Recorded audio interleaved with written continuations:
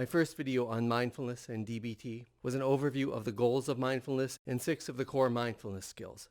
In this video, we're going to go into more detail about how we can practice mindfulness and especially how we can be mindful of our thoughts. One way to practice mindfulness is through meditation. In a mindfulness meditation, we're noticing, paying attention to, and observing whatever we're experiencing in the present moment, focusing on our inner experiences, our breath, our thoughts, our feelings and emotions, and the physical sensations in our bodies.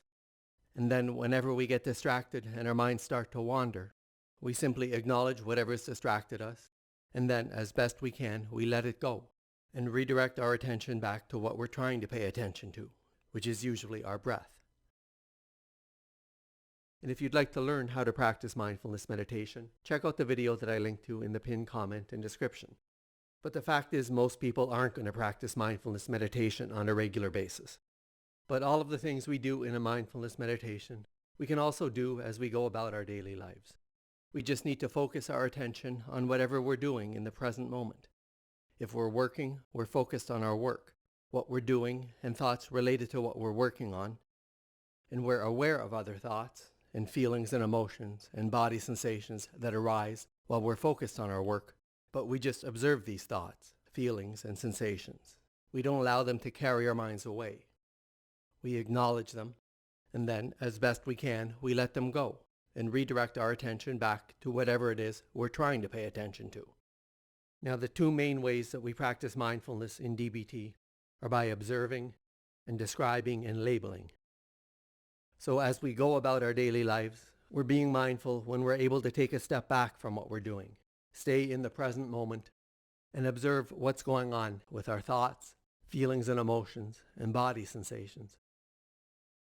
But often, instead of just observing what we're experiencing, we start getting pulled into our experiences. Rather than simply observing our thoughts, we get stuck in our heads, our minds racing, and we can get completely caught up in our thoughts. Or our emotions and body sensations can become so strong that they begin to overwhelm and subsume us. One way to stay mindful in the face of strong, uncomfortable feelings, emotions, and body sensations is to practice radical acceptance. And we can also use various emotion regulation skills. And I have videos that go into more details about these topics that I link to in the description and pinned comment. And in the remainder of this video, we're going to look at how to stay mindful of our thoughts by observing and describing or labeling them. There are always lots of thoughts passing into and out of our minds. And while we can't control what thoughts come into our minds at any given time, we do have the ability to choose which thoughts we want to pay attention to. When we're being mindful, we're aware of and observing the thoughts that come into our minds. And then when we notice ourselves having a thought that's not related to what we want to be paying attention to at the time, we're mindful of this thought. We notice we're having it, but that's all we do with it. We don't engage with it. We don't think about it. We just acknowledge that we're having that thought. And then, as best we can, let it go and redirect our attention back to what we're trying to pay attention to without allowing that thought to distract us and carry our minds away.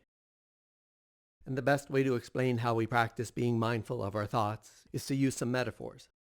One way we can be mindful of our extraneous thoughts that aren't related to what we're doing at the time is to treat them as if they were just sounds going on in the background. We generally don't pay attention to these sounds or think about them very much, and we just allow them to pass in one ear and right out the other. And we can do the same sort of thing with our thoughts. Not give them any undue attention and think about them or try to figure out what they mean, and just treat them like mental noise in the background. Allow them to pass into our mind and then right out again. Another metaphor for this way of relating to our thoughts is to simply treat our thoughts as if they were clouds passing through the sky. Noticing as a cloud or a thought passes into our field of awareness, sticks around for a while, and then continues to float through the sky or through our minds until it passes away. We're sitting back and observing our thoughts as if we were at the movies and watching our thoughts being projected on the screen in front of us. Not actively participating or getting caught up in the action on the screen that is our thoughts, and just sitting back and watching them as they unfold. And remember that the thoughts that we're trying to simply watch and observe and allow to pass from our minds without interacting with them aren't the thoughts related to what we're doing at the time, but extraneous thoughts that act as distractions that can pull us away from what we're trying to focus on. And if you'd like to try an exercise that leads you through these metaphors with a guided audio file, please check out the link in the description and pinned comment. But often it's not that easy to just sit back and watch our thoughts. And so if we find ourselves getting caught up in our thoughts rather than just observing them, describing or labeling our thoughts is a great way to take a step back. When we're describing our thoughts, we're observing our thoughts and simply describing to ourselves what's going on in our minds. So instead of just observing the thought, I hate my life, describing what's going on in your mind. First, that you're having a thought, and then noting what you're thinking about. I'm having the thought, I hate my life. Instead of just observing the thought, what if I can't get this done on time? Describing what's going on in your mind. I'm worrying, what if I can't get this done on time? Or I'm wondering, why haven't they emailed me back yet? Or I'm having the thought, how could he do that to me? Now, instead of describing the content of our thoughts, we can simply label our thoughts with a couple of words or a short phrase that labels what's going on in our minds. So merely noting that we're thinking, or worrying about work, or I'm obsessing, or I'm dwelling on an argument.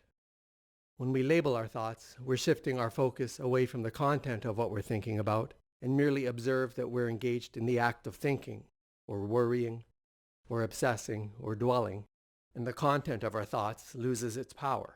If we're observing ourselves having the thought, I hate my life, or why haven't they emailed me back yet? Those thoughts generate an emotional reaction that makes them more difficult to let go. But if instead we describe our thoughts with a simple label, like thinking or worrying, there's really no emotional pull to that label. So labeling helps us become aware of and acknowledge our extraneous thoughts, while making it less likely that these thoughts end up carrying our minds away from what we're trying to pay attention to. So even if you don't practice mindfulness meditation, there are lots of ways that you can learn to be more mindful of your thoughts. And remember that being mindful takes practice. So try to use these strategies on a regular basis to build up your mindfulness skills. So if you're feeling overwhelmed or a crisis arises, they'll be ingrained enough that you can rely on them to help you through it. And if you missed my first video on DBT and mindfulness, please check out the link in the description and pinned comment, where you'll also find a link to my guided mindfulness of thoughts exercise. And please hit the like button and subscribe to my channel for more videos like this.